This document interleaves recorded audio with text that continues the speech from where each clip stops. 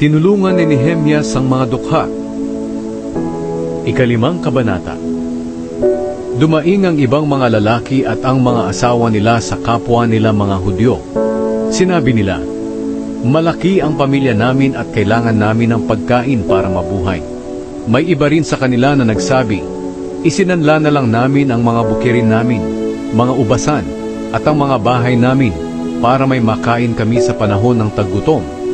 May iba pa sa kanila na nagsabi, "Nanghiram kami ng pera para makapagbayad ng buwis sa hari para sa aming mga bukirin at ubasan. Kahit kami at ang mga anak namin ay kapwa nila Hudyo, kinailangang ipaalipin namin sa kanila ang aming mga anak para magkapera. Sa totoo lang, ang iba naming mga anak na babae ay ipinagbili na namin bilang alipin. Wala kaming magawa dahil ang aming mga bukirin at mga ubasan ay pagmamay-ari na ng iba."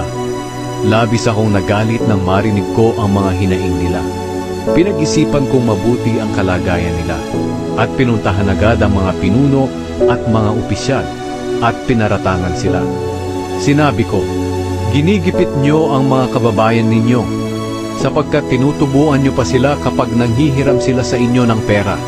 Pagkatapos, pinatipon ko agad ang mga tao para sa isang pulong. Sinabi ko, "Sinisikap nating matubos ang mga kapwa natin Hudyo na nagbenta ng sarili nila bilang alipin sa mga dayuhan. Pero ngayon, dahil sa ginagawa nyo, napipilitan na din silang ibenta ang sarili nila bilang mga alipin. Palagi na lang ba natin silang tutubusin?" Tumahimik na lang sila dahil wala silang maidahilan. Nagpatuloy ako sa pagsasalita, "Hindi maganda ang ginagawa ninyo. Dapat sana'y mamuhay kayo ng may takot sa Diyos para hindi tayo tuyain ng ibang mga bansang kalaban natin. Ako mismo at ang aking mga kamag-anak, pati ang mga tauhan ko ay nagpahiram ng pera at trigo sa mga kababayan nating nangangailangan. Pero huwag na natin silang pagbayarin sa mga utang nila. Ngayon din ibalik nyo ang mga bukirin, mga ubasan, mga taniman ng ulibo at mga bahay ng may utang sa inyo. Ibalik nyo rin ang tubo ng mga pinahiram ninyong pera, trigo, bagong katas ng ubas at langis." Sumagot sila, "Ibabalik namin ang lahat ng iyon sa kanila. Hindi na namin sila sisingilin. Gagawin namin ang sinasabi mo." Ipinatawag ko ang mga pari at pinasumpa sa harapan nila ang mga pinuno at ang mga opisyal na tutuparin nila ang pangako nila. Ipinagpag ko ang balabal ko sa baywang ko at sinabi, "Ganito nawa ang gawin ng Diyos sa mga bahay at ari-arian ninyo kapag hindi ninyo tinupad ang pangako ninyo. Kunin nawa niya ang lahat ng ito sa inyo." Ang lahat ng tao roon ay sumagot, "Siya nawa," at pinuri nila ang Panginoon. At tinupad ng mga pinuno at ng mga opisyal ang pangako nila. Ang pagiging mapagbigay ni Nehemias.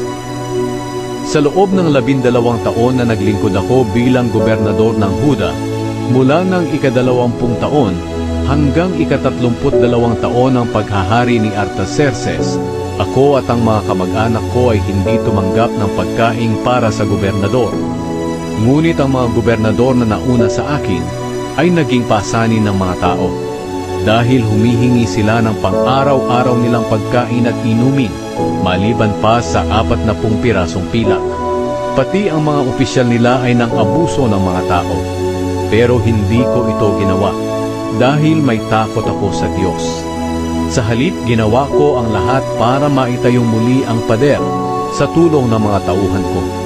At hindi ako nang angkin ng lupa. Palagi kong pinapakain ng 150 Hudyong opisyal, bukod pa sa mga bisitang mula sa paligid na mga bansa. Araw-araw ako nagpapakatay ng 1 baka, 6 na matatabang tupa at mga manok. At tuwing ika-10 araw ay naglalabas ako ng marami at iba't ibang klaseng inumin. Sa kabila nito, hindi ako tumanggap ng pagkain para sa gobernador, dahil nalaman kong nabibigatan na ang mga tao. Nanalangin ako, "O aking Diyos, naway pagpalain po ninyo ako sa lahat ng ginagawa ko para sa sambayanang ito."